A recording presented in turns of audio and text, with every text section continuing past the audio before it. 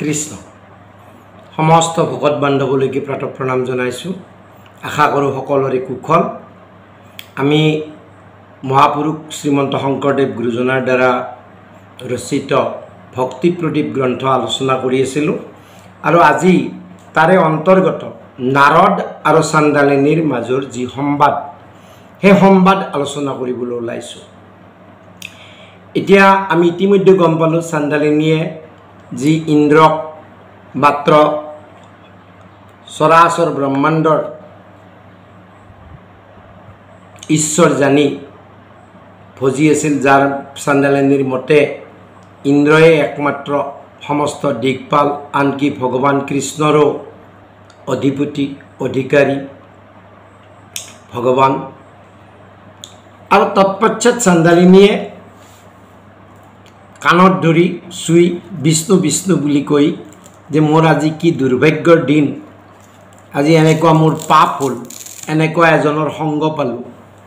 আৰু তেওঁ গৈ পেলাই স্নান কৰে। স্নান কৰোঁতে তেওঁৰ মনলৈ ভাৱ আহিল যে স্নানৰ জৰিয়তে শৰীৰৰ ওপৰভাগহে পবিত্ৰ হ'ল, কিন্তু অন্তৰ্ভাগ পবিত্ৰ কৰিবলৈ তেওঁ ৰাম নাম স্মৰণ কৰিবলৈ ল'লে। যেতিয়া ৰাম নাম স্মৰণ কৰিবলৈ ল'লে, আনন্দতে চান্দালিনীৰ চিত্ত অভিভূত হ'ল, শৰীৰ ৰোমাঞ্চিত হ'ল, চকুৰ পৰা সৰসৰে চকু পানী ববলৈ ধৰিলে। চান্দালিনী নিঃশব্দ হৈ কেৱল ৰাম নাম জপি আছে। ঠিক তেনেতে সেই ঠাইত দেৱৰ্ষি নাৰদ আহি উপস্থিত হ'ল। দিব্য বিনাদ অমৃতময় সুৰ তুলি কোকিল কণ্ঠে হৰি গুণ যশ নাম কীৰ্তন নিৰন্তৰ কৰি আছে। তেওঁৰ মুখেদি যি নিঃসৃত ৰাম নামে কেৱল জগত পবিত্ৰ কৰাই নহয়, শিলৰ পৰাও জল নিগৰি আহে, বৃক্ষৰ শৰীৰো পুলকিত হয়, হিয়াত সাক্ষাৎ কৃষ্ণ বিদিত হয়। যেতিয়া এনেকুৱা হ'ল চান্দালিনীৰ যি কৃষ্ণত একান্ত ভাৱনা দেখি দেৱৰ্ষি নাৰদ পৰম বিস্মিত হ'ল। আৰে কি সাংঘাতিক কথা! এই চান্দালিনীয়ে ঈশ্বৰ ভাৱনা কৰি আছে, আৰু এনেকুৱা ঈশ্বৰ ভাৱনাৰ দ্বাৰাই তাইতো বিষ্ণুমায়াক তৰি গ'ল। দেৱৰ্ষি নাৰদে চান্দালিনীক সুধিলে, হে চান্দালৰ জায়া, তুমি কি জপ কৰি আছা? চান্দালিনী নাৰদৰ প্ৰশ্ন শুনি দণ্ডৱতে পৰি উত্তৰ দিলে, হে দেৱৰ্ষি, কিবা মহাভাগ্যৰ ফলত তোমাৰ চৰণ দৰ্শন পালোঁ। আজি মোৰ জন্ম সামফল হ'ল। তুমি সাক্ষাৎ জগত পবিত্ৰকাৰী মুনি। হে মুনিবৰ, পাখণ্ডৰ লগত আলাপ কৰি মোৰ পাপ সিজিল। গংগা জলত নামি শৰীৰ বাহিৰৰ পৰাটো শুদ্ধি কৰিলোঁ, কিন্তু মনত ভাৱ হ'ল যে কৌটি তীৰ্থস্নানত স্নান কৰিলেও মনৰ মল নুগুচে। এতেকে মন পৰম নিষ্মাপ কৰাৰ বাবে সাৱধানে কৃষ্ণ চিত্ত দি কৃষ্ণ নাম মহামন্ত্ৰ জপ কৰি আছোঁ। চান্দালিনীৰ কথা শুনি নাৰদ অত্যধিক আনন্দৰ লগতে বিস্ময় হ'ল আৰু সুধিলে, হে চান্দালিনী, পৰম অশুদ্ধ চান্দাল জাতিৰ হৈও তুমি ইমান অদ্ভুত কথা ক'লা। তোমাৰ সমান পৰম অন্তৰ্জাতি আন কোনো নাই, তথাপি তোমাক কোনে অপবিত্ৰ কৰিব পাৰে?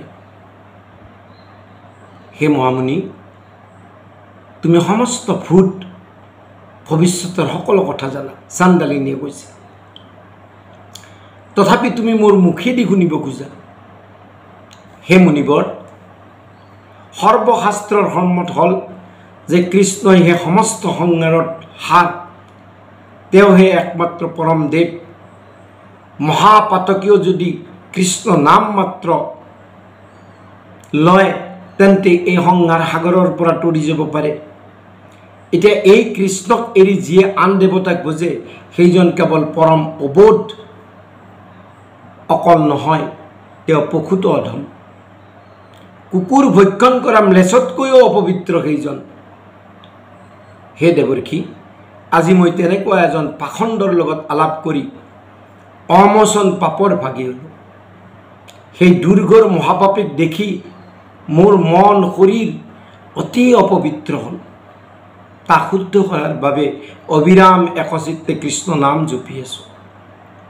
হে মহামুনি, পৰম বান্ধৱ ৰাম নাম কৃষ্ণ নাম স্মৰণত বিনে মোৰ আৰু আন কাম নাই।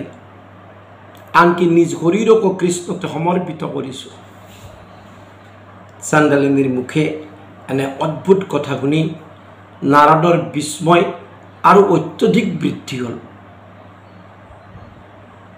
এই চাণ্ডালী কিমান যে মহাভাগ্যৱান, অইন চাণ্ডালতকৈ বিপৰীত বুদ্ধি। সেইবাবে ঈশ্বৰ কৃষ্ণতে একচিত্ত হৈছে। দেৱৰ্ষিৰ মনত প্ৰশ্ন উপজিল, এই চাণ্ডালীয়ে কৃষ্ণক কেনেকৈ জানিলে যে ইমান সুদৃঢ় বিশ্বাসে তেওঁতে একান্ত শৰণ লৈ তেওঁৰ নাম গুণকে মাত্ৰ ভজি আছে। ধন্য এই চাণ্ডালী, বুদ্ধিত উত্তম। এই সমান ভগৱানৰ পৰম ভকত আন ক'ৰবাত আছে নে নাই তাক নাজানো, আৰু আজিলৈকে দেখাও নাই। নিশ্চয় ঈশ্বৰ কৃষ্ণৰ তত্ত্বক জানিছে। আজি মোৰো পৰম ভাগ্য যে ঈশ্বৰৰ এনে পৰম ভকতৰ দৰ্শন লাভ হ'ল। হে চাণ্ডালী, তুমি মহাভাগ্যৱান, কাৰণ তুমি চাৰিও বেদৰ তত্ত্বক জানিলা। তুমি উত্তম জাতি, তুমি মহাজ্ঞানী। তোমাৰ নিচিনা ভকতে তীৰ্থক পবিত্ৰ কৰে। তোমাৰ দৰ্শন মাত্ৰকে জগত পবিত্ৰ হয়। এনেকৈ চাণ্ডালিনীৰ প্ৰশংসাত পঞ্চমুখ হৈ নাৰদৰ প্ৰেম ভাৱ উপজি। হে চাণ্ডালী, তুমি জগতৰে পূজ্য, তুমি আনকি মোৰো বন্দনীয়। এইবুলি চাণ্ডালিনীক প্ৰদক্ষিণ কৰি প্ৰণিপাত জনাই বিনাত ৰাম নামৰ সুৰ তুলি আকৌ ভকতৰ সংগ বিচাৰি গ'ল। যি নাৰদৰ হিয়াত সদা সৰ্বদা হৰি সাক্ষাৎ প্ৰকাশিত হৈ থাকে, সেই নাৰদে ভকতৰ সংগ পাবলৈকে অত্যধিক উৎসুক হৈ তিনিও লোকত বিচৰণ কৰি ফুৰে। হৰিৰসত পৰম আনন্দত মত্ত হৈ তিনিও জগত পবিত্ৰ কৰি ফুৰে। কৃষ্ণ আজি এই অধ্যায়ৰ ইয়াতে সামৰণি পৰিছে।